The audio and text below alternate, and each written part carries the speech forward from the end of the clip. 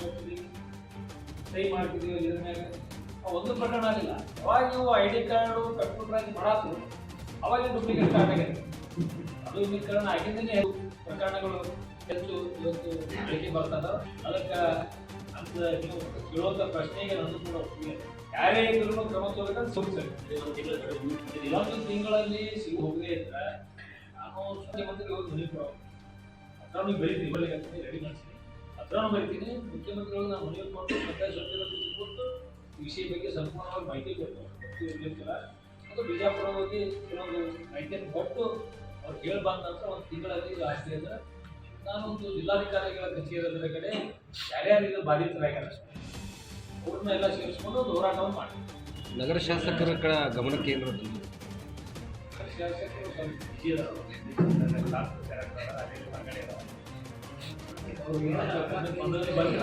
ಅವ್ರಿಗೆ ಗಮನ ತರುವಂತ ಪ್ರಯತ್ನ ಆಗ್ತದೆ. ಸರ್ ನಮ್ಮ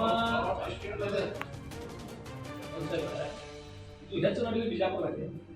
ಬೇರೆ ಜಿಲ್ಲೆಯಲ್ಲಿ ಇಷ್ಟ ಆಗಿಲ್ಲ. ಅಕಸ್ಮಾತ್ ಬೇರೆ ಜಿಲ್ಲೆ ಆಗಿದ್ರು ಮೂಲ ಇಲ್ಲಿಂದೇ ಅದು ಪ್ರೇರಣೆ ಅಂತ ತಿಳ್ಕೊಳ್ಳಿ. ಬೇರೆ ಜಿಲ್ಲೆದಾಗ ಆಗಿದ್ರೆ ಪ್ರೇರಣೆ ಬಿಜಾಪುರ ಜಿಲ್ಲೆ. ಸರ್ ನಂಬರ್ ಆಫ್ ಕೇಸಸ್ 100 ಮೇಲೆ ಆಗಿದ್ದಾವೆ. ಸರ್ ಆ ಮಂದಿ ಕೇಸ್ ಮಾಡ್ಯಾರ. ಕೆಲವು ಹೊರಗಿನವರಿಗೆ ಸೆಂಟೆಡ್ ನಮ್ಮ ಹಿರಿಯರು ಅಲ್ಲಿ ಕರೆದು ರೊಕ್ಕ ಒಳಪಡಿಸಿ ಒಂದು ಪಾಠವನ್ನು ಒಳಗೆ ಖರೀದಿ ಹಾಕಿ ಮಾಡಿ ಕೆಲವು ಮುಗಿಸಿವಿ. ಆ ಪ್ರಕರಣಗಳು ಇದು ಆಗ್ಯಾವ, ರಿಜಿಸ್ಟ್ರೇಷನ್ ಆಗ್ಯಾವ. ಮತ್ತು ಒಂದೇ ಕಮ್ಯುನಿಟಿಯವರು ಹೇಳಿಲ್ಲ ಅವರೇ ಇವರೇ ಇಲ್ಲ, ಎಲ್ಲರೂ ಮಿಕ್ಸ್ ಅದ, ಎಲ್ಲರೂ ಅದ. ಅದಕ್ಕೆ ಯಾರೇ ಜಿಲ್ಲೆಯೊಳಗೆ ಏನಾದ್ರು ಆಗಿದ್ರೆ ಅದು ನಮ್ಮ ಜಿಲ್ಲೆ ಪ್ರೇರಣೆ ಇಲ್ಲ ಆಗಿದ್ದು ಕೂಡ ಇಲ್ಲಿ ಮಾಡಾಡ್ತಾರೆ. ನೀವು ನೋಡಿ ಈಗಲೇ ಖರೀದಿ ಈಗ ಬಂದಾಗ್ಯಾವ. ಅವಾಗ ಪ್ಲಾಟ್ ಹಾಕೋದು ಬಂದು ಯಾವಾಗ ಮಾಡ್ಕೊಂಡು ಬಂದಿಲ್ಲ, ಬಂದು ಆಗಿಲ್ಲ. ಇನ್ನೊಂದು ನಾನು ಏನು ಕ್ಲೀನಿಂಗ್ ಮಾಡೀನಿ ಒಂದು ಕೂಡ ರಿಪೀಟ್ ಆಗಿಲ್ಲ, ಡಬಲ್ ಆಗಿಲ್ಲ, ಎಲ್ಲಿ ಯಾವ ಅಕ್ರಮ ಆಗಿಲ್ಲ, ಆರಾಮಾಗ್ಯದ. ಈಗೇನು ಮಾಡತ್ತಾರ ಈ ರಿಯಲ್ ಎಸ್ಟೇಟ್ ಅಂದ್ರೆ ಒಂದು ದೊಡ್ಡ ಎಲ್ಲರಿಗೂ ನಿರುದ್ಯೋಗಿಗಳು ಉದ್ಯೋಗ ಇವ್ರು ಎಲ್ಲರೂ ಕೈಯಾಗ ಉತ್ತರ ಹಿಡ್ಕೊಂಡು ಮಾಡಿಬಿಡ್ತಾರೆ. ಅವರು ಎದುರಿನವರು ಮಾಲಕರು ಇವರು ಸೊಯ್ದ ಸಿಕ್ಕ ಬರಬೇಡ ಖರೀದಿ ಹಾಕೋರು ಅಂದ್ರೆ ಖರೀದಿ ಹಾಕ್ಸೋರು ಅಂದ್ರೆ ID ಕಾರ್ಡ್ ರೆಡಿ ಮಾಡ್ತಾರೆ ಅಂದ್ರೆ ಮತ್ತೆ ರೆವಿನ್ಯೂ ಇಲಾಖೆ ಇನ್ವಾಲ್ವ್ಮೆಂಟ್ ಇರ್ತದೆ. ID ಕಾರ್ಡ್ ಹೆಂಗೆ ರೆಡಿ ಹಾಕ್ತಾರೆ, ಉತ್ತರ ಹೆಂಗೆ ರೆಡಿ ಹಾಕೋದು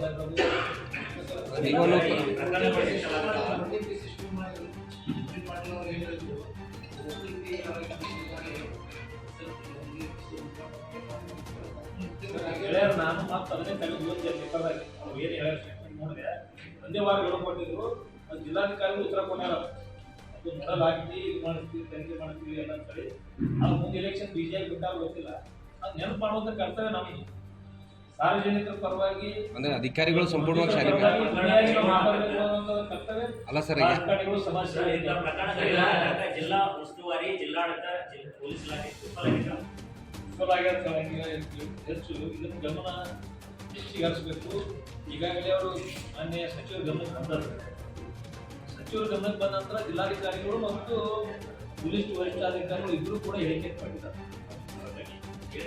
ಹೇಳಿಕೆ ಕೊಟ್ಟಾರ. ಅದನ್ನ ಇಲೆಕ್ಷನ್ ಮುಗೋದಂದ್ರೆ ಶಾಂತ ಆಗಿರುವ ಎಲ್ಲ ಕೆಲಸ ಇದಾವ. ಏನಾರ ಸ್ಪೀಡ್ ಮಾಡಿ ಅದನ್ನೆಲ್ಲ ಹುಡುಕಾಡಿಸ್ರಿ. ನಾವಂದ್ರೂ ಶಿವಡಿಗೆ ಹೋಗ್ತೀವಿ ಹೋಗತ್ತ ನಾವು ಸರ್ಕಾರಕ್ಕೆ ಮನವಿ ಕೊಡ್ತೀವಿ, ಶಿವಡಿಯಿಂದ ತನಿಖೆ ಮಾಡಿಸ್ತೀವಿ. ಅವಾಗ ಗೊತ್ತಾಗ್ತದಲ್ಲ ಏನು ಮುಂದೆ ಹೋರಾಟ ಇದ್ದೇ ಇರ್ತದಲ್ಲ ನಮ್ದು. ಇದು ಪ್ರಮುಖವಾಗಿ ಸರ್ ಪ್ರಮುಖವಾಗಿ ಇಲ್ಲಿ ಸಬ್ ರಿಜಿಸ್ಟರ್ ಅವರೇ ಇಂಪಾರ್ಟೆಂಟ್. ಆನ್ಲೈನ್ ಪೆಟ್ಟಿದ್ದು ಅಥವಾ ಇಲ್ಲಿ ಲೋಕಲ್ ಪೆಟ್ಟಿದ್ದು ಎರಡು ಆನ್ಲೈನ್ ಹೋದ್ರೆ ಬಿಜಾಪುರ ದುಡ್ಡಿಗಳು ಅದ. ಅವ್ರ ಹೆಸರಿಗೆ ದುಡ್ಡಿ ಈಗ ಹೊಸ ಮನೆಗೆ ಅವ ಯಾರಿಗಿಂದ ಅಭಿಮಾನಿ ದುಡ್ಡಿ ಅಂತ ಅವ್ರು ನಿನ್ನೆ ಮಾಡಿಬಿಟ್ಟು ಅವ ಪೋಸ್ಟ್ ಹಾಕೋತಾನವ. ಈಗೆಲ್ಲ ಬರ್ತಡೇಗಳು ಯಾರು ಏನು ಕೊಟ್ಟರು ಬುದ್ಧಿ ಕಾಯ್ತಾರೆ ಎಲ್ಲ ಬುದ್ಧಿ ಆದ್ರೆ ಅವ್ರು ಭಾಳ ಫೇಮಸ್ ಆಗ್ಬಿಟ್ಟಾರ. ಬುದ್ಧಿ ಅಂತಾರೆ ಅವ್ರಿಗೆ. ಈಗ ಅಧಿಕಾರಿಗಳು ಹಲವು ವರ್ಷ ಭೇಟಿ ಬಿಟ್ಟಿದ್ದಾರೆ. ಯಾರ ಪಕ್ಷ ಬಂದ್ರು ಅವರೇ ಅಧಿಕಾರ. ಹೌದು 10 ವರ್ಷ ಆಫೀಸರ್ಗಳು ಪ್ರಭಾವ ಬಳಸ್ತಾರೆ. ಬಿರಾದರ ಸೆಪರೇಟ್ ಇದೆ ಬಿಜಾಪುರ 2016 ಬಂದವ. ಮುಂದೆ ಒಟ್ಟಾಳಿ ಇರಲಿಲ್ಲ. ನಮ್ಮದೇ ಸರ್ಕಾರ ನಮ್ಮದೇ ಗೌರ್ಮೆಂಟ್ ಇತ್ತು, ನಮ್ಮವ್ರ ಶಾಸಕರು.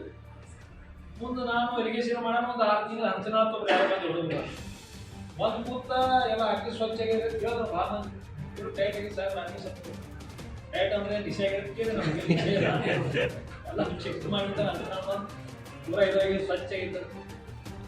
ಮುಂದೆ 2-3 ತಿಂಗಳು ಬಿಟ್ಟು ಅವನು ಸಪ್ರೇಟ್ ನಮ್ಮ ಮನೆಗೆ ಭೇಟಿಯಾಗಕ್ಕೆ ಬಂದ ಯಾಕೆ ಏನಿದೆ ಈಗ ಸರ್ ಮಾತನ್ನು ಟ್ರಾನ್ಸ್ಫರ್ ಮಾಡಿ ಯಾರೋ LIC ಮಾಡ್ತೀವಿ ನನ್ನ ಮಾತು ತಿಂದ್ರು ಭಾಳ ನೋಡ್ತೀವಿ ಅದೇ ಕಡೆ ಬಂದ್ಬಿಡ್ತಾರೆ ಮೊನ್ನೆ ಸಪ್ರೇಟ್ ಆಫೀಸ್ಗೆ ಹೋದ್ರೆ ಜಾತ್ರೆಗೆ ಹೋದಂಗಿಲ್ಲ ಅಷ್ಟು ಮಂದಿ ಜಾತ್ರೆಗೆ ನಿಂಗೆ ಸರ್ಶಿಸ್ಕೊಂಡು ಹೋಗಿಲ್ಲ ಅದೊಂದು ಪ್ಲಾಟ್ ಖರೀದಿ ಇದೆ ಸೈ ಮಾಡೋಕೆ ಹೋಗಿದೆ ಅವ ಸಪ್ರೇಟ್ ಕೊಟ್ಟು ಮಾತಾಡಕ್ಕಾಗಲ್ಲ ಆಮೇಲೆ ಮತ್ತೆ ಬಂದು ಅವ್ರಿಗೆ ಕೂತಾರೆ ಮತ್ತೆ ಈಗ ಸರ್ಕಾರದ ಅವರೇ ಮುಂದುವರೆದ 9 ವರ್ಷ ನೋಡೋದು 9 ವರ್ಷ ಬಹುತೇಕ ಒಬ್ಬ ಉಪನೋಂದಣಾಧಿಕಾರಿ ಇದ್ದು ಇತಿಹಾಸ ಬಿಜಾಪುರ ನಂಬಿಗೆರೆ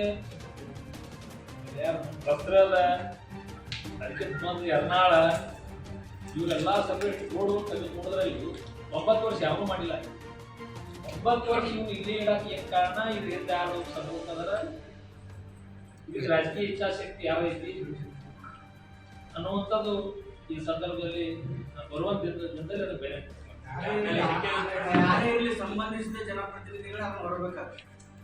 ಯಾಕಂದ್ರೆ ಅಧಿಕಾರಿ ಒಬ್ರು ಒಬ್ಬದಿಂದ ಅಲ್ಲೇ ಬೀಳಿರ್ತಾರೆ ಅಂದ್ರೆ ಯಾರ್ಯಾರು ಆಡಳಿತ ನಡೆಸ್ಯಾರ ಅವ್ರವ್ರೇ ಇಟ್ಕೊಂಡಿರ್ತಾರೆ ಅಂತ ಇದು ನನಗೆ ಅನಿಸ್ತದ ಆಡಳಿತ ಪಕ್ಷ ವಿರೋಧ ಪಕ್ಷ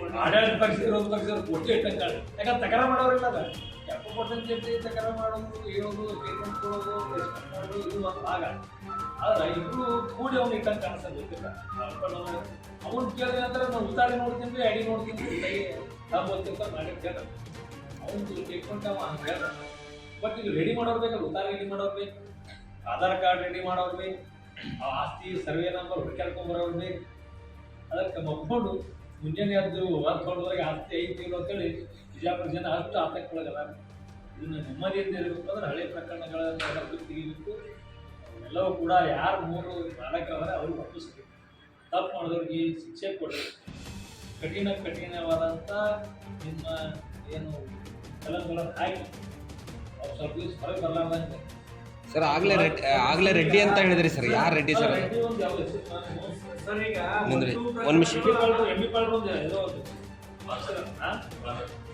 ಬಾಲರಾಜ್ ರೆಡ್ಡಿ ಇದೆ ಇಲ್ಲಿ ಸರ್ ನಮ್ಮ ಬಿಜೆಪಿ ಏನಾಗ್ಬಿಟ್ಟ ಅಂದ್ರೆ ಸಮುದ್ರ ಒಳಗೆ ಆಗ್ಬಿಟ್ಟ ಯಾರು ಬರ್ತಾರೋ ಯಾರು ಹೋಗ್ತಾರೋ ಯಾರು ಇರ್ತಾರೋ ಅವ್ರ ಮೆಂಬರ್ಶಿಪ್ ಇರಂಗಿಲ್ಲ ಸಕ್ರಿಯ ಸದಸ್ಯರು ಇರಂಗಿಲ್ಲ ಬಿಜೆಪಿ ತಿಳ್ಕೊಂಡ್ಬಿಡ್ತಾರೆ ನಮ್ಮ ನೀವು ನಿಂತವ್ರು ಬಿಜೆಪಿ ಇವ್ರ ಮನೆ ಮುಂದಿನವ್ರು ಬಿಜೆಪಿ ಬಸವನಗೌಡ ಮನೆ ಮುಂದಿನವ್ರು ಬಿಜೆಪಿ ಎಂ ಬಿ ಪಾಟೀಲ್ ಮನೆ ಮುಂದಿನವ್ರು ಎಲ್ಲರೂ ಕಾಂಗ್ರೆಸ್ ಶಿವಪಾಳಿ ಮುಂದಿನವ್ರು ಕಾಂಗ್ರೆಸ್ ಈಗ ಆಗ್ಬಿಟ್ಟದ್ದು ಚಿಕ್ಕ ಅವ್ರು ಏನಾದ್ರು ಬೇಕಲ್ಲ ಏನು ಸದಸ್ಯರು ಸಕ್ರಿಯ ಸದಸ್ಯರು ಪದಾಧಿಕಾರಿ ಏನಾದ್ರು ಬೇಕಲ್ಲ ಏನು ಇಲ್ಲ ಸರ್ ಒಂದು ಅದು ರೆಡ್ಡಿ ಅಂತ ಹೆಸರು ರೆಡ್ಡಿ ಸರ್ ಬಾಲರಾಜ್ ರೆಡ್ಡಿ ರೀ ಆಲ್ರೆಡಿ